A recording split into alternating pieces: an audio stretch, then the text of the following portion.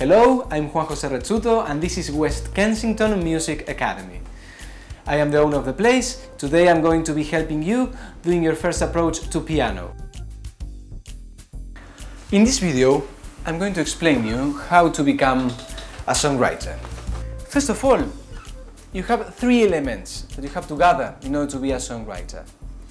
First of all, you need to have inspiration, the source of energy, as if you were a power plant that is producing a lot of energy and a lot of power. And then we have to find the cables to route this power. These cables are going to be the structures we are going to fill with this inspiration.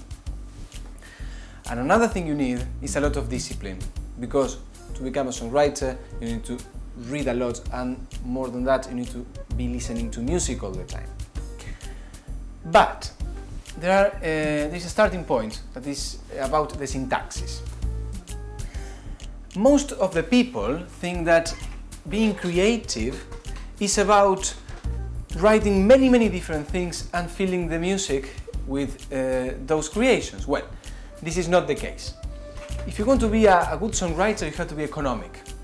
You have to just find a very good motif, like this for instance. It's a very classic Clementi motif that is going to make the things simple. And then to use it as much as you can. Maybe not only one, but two. Again. And now. So we have slow and kind of, we have slow after fast notes, slow,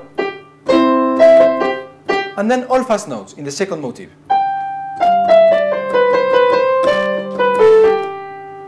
Very good. There is a golden rule to write music. The golden rule comes from the Baroque, the classical, but mainly from the classical period.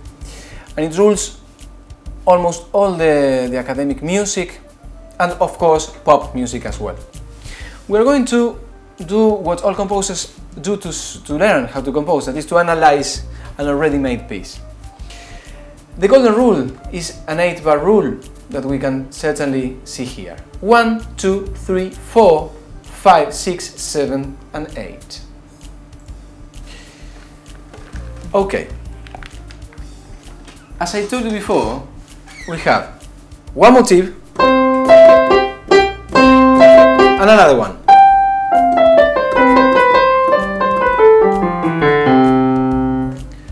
What the composer has done is to take one of the gestures, this first half, and use it for the answer. This golden rule will have two different variables. One possibility is to make a phrase that is called a period. That means that in this case is the simplest one, and we are going to use this as the example. We have the antecedent and the consequent. And the antecedent has a first half that is repeated in the consequent. This is also done for economic reasons. This means that the composer has created a rhythm that is being reused in the consequent as well. So listen to it carefully. Another motif. And then back to the beginning.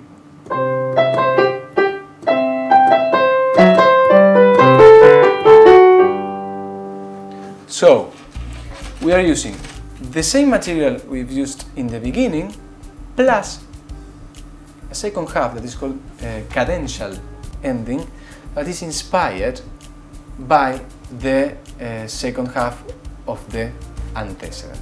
This is about the syntaxis. We are only going to explain this one because it's the most used also in pop music. So whenever you write music, you have to try to find out two different gestures and then use them in this structure. Little a, little b, conforming the antecedent, little a repeated exactly in the same way or with a little difference, like in this case, and a cadential ending. If we talk about the macroform, we are going to have two phrases like this. You have to write two phrases like this, and then you have to write also something in the middle that in pop music is called bridge. The bridge will just connect these two phrases. That's why it's going to be a little shorter. It's going to take exactly half of the length of these phrases, and it's going to be set in the middle of the transitions between one kind of phrase to the other kind of phrase.